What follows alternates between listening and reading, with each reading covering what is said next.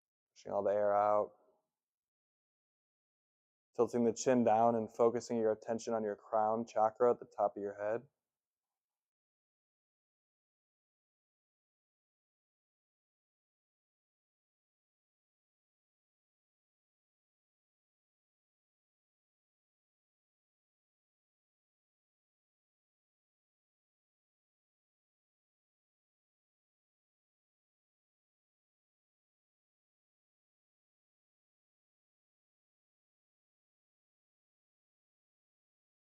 Just let your hands float down, your leaves in the fall. Return to a natural breath. Palms resting up on your knees.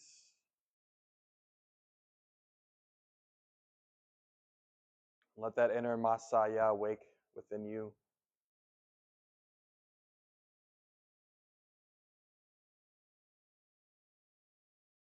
And find that shunya, the divine connection to all there is.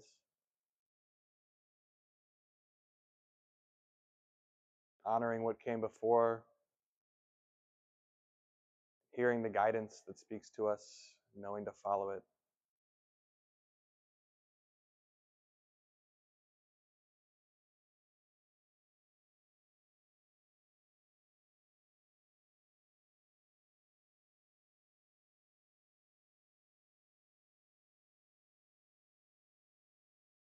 And with reverence, I pray, let the long-time sun shine upon you. May all light and love surround you. May that pure, pure light within you guide your way on. End the class, bring your hands to prayer at the sternum. Chant 3 long sats, nams. We'll inhale deeply and let out a long sat at the end of the breath, ending that with a nam, quick one, 3 times. So let's inhale fully. Exhale completely. Inhale fully. In the name of the truth that flows through all of us, Sa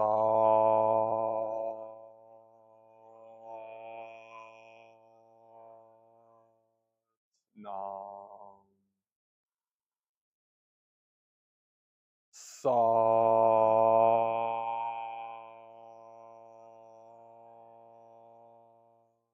Nam. Sa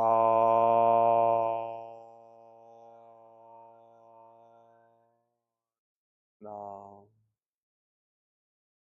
Thank you for your practice today. May you be blessed this day, this life. May you find your highest path and the guidance to walk it. Sat Nam forever.